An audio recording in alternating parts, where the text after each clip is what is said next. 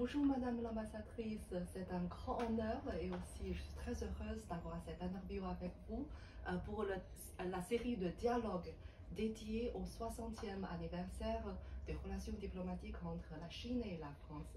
Et en fait, sur ce sujet, vous avez vécu littéralement 2/3 de cette histoire de 60 ans de relations diplomatiques entre la Chine et la France. Donc, je voudrais savoir comment vous voyez ce parcours de 60 ans, cette histoire de 60 ans entre la Chine et la France.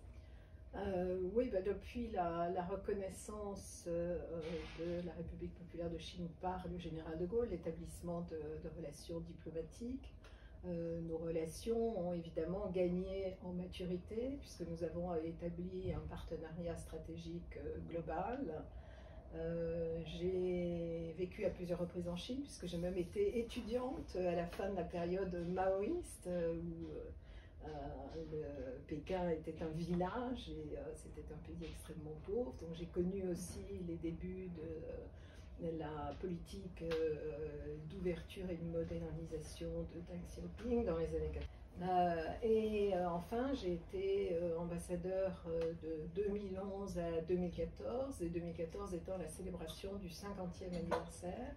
Et nous avions organisé beaucoup d'événements à Pékin, à Paris, et également j'avais accompagné le président Xi Jinping quand il est venu en France en visite d'État à Londres et à Paris. Alors, merci beaucoup. Et en fait, vous avez mentionné que vous avez vécu le 50e anniversaire. Donc, est-ce que vous pouvez partager un peu de votre impression sur la différence entre le 50e anniversaire et le 60e anniversaire, ou quelles sont votre attentes sur cette 60e anniversaire? Lors du 50e anniversaire, il y avait beaucoup d'enthousiasme, à la fois des personnalités politiques, mais également des hommes d'affaires, des investisseurs. Bon, depuis, il y a eu la crise du Covid pendant des années.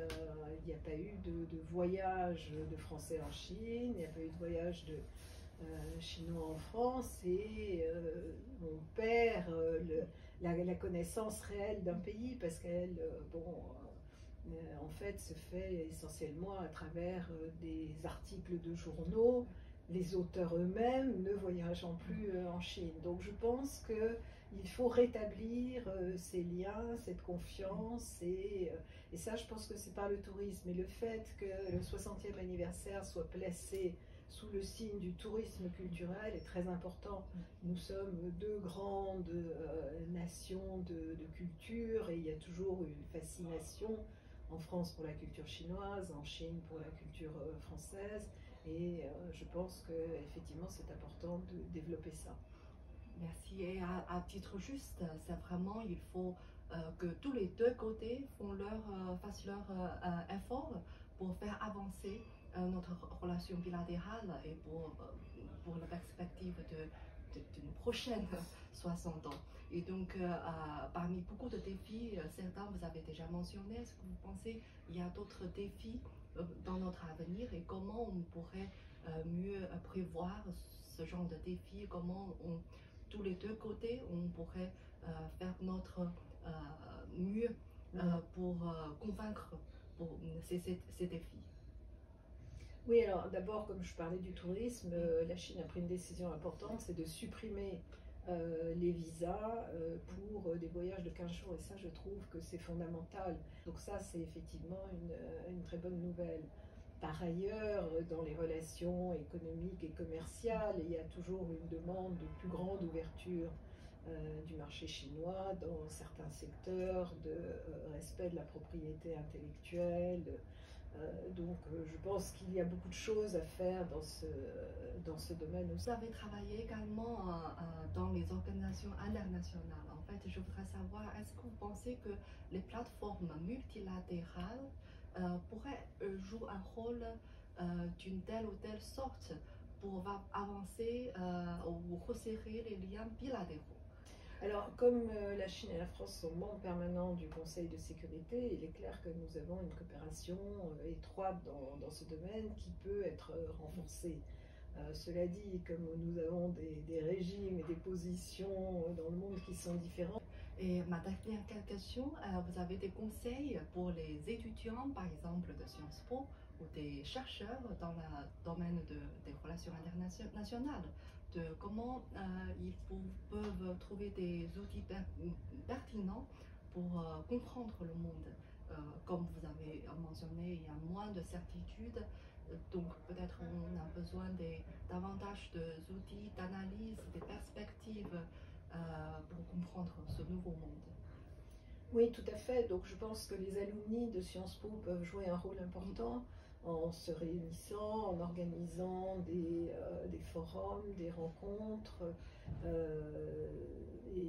Ça peut effectivement être multiplié. Il y a eu des rencontres par ailleurs entre think tanks, y compris pendant la crise du Covid, mais c'était en visioconférence et bien évidemment ce n'est pas le même échange, ce n'est pas la même interaction. Donc je pense qu'il faut reprendre aussi ces contacts au niveau des chercheurs pour parler de la relation bilatérale, mais pas seulement, pour parler effectivement des grands problèmes mondiaux, pour qu'il y ait une compréhension. Une compréhension, on ne veut pas dire un accord complet, bien évidemment, mais moi je dis toujours que l'empathie est vraiment la qualité essentielle pour un diplomate, c'est pouvoir se mettre à la place de l'autre et comprendre d'où il parle, comme disent les psychanalystes. Ça, je pense que c'est important et on le fait sans doute pas assez. Et merci beaucoup, et en fait merci beaucoup encore une fois pour votre temps et pour avoir cette interview avec nous. Et en fait, nous sommes encore dans la période du festival de printemps, donc je me permets de vous adresser nos meilleurs vœux pour cette année du dragon de bois et que l'année du dragon nous apporte la bonne santé, le bonheur et aussi le courage et la détermination de poursuivre un meilleur monde.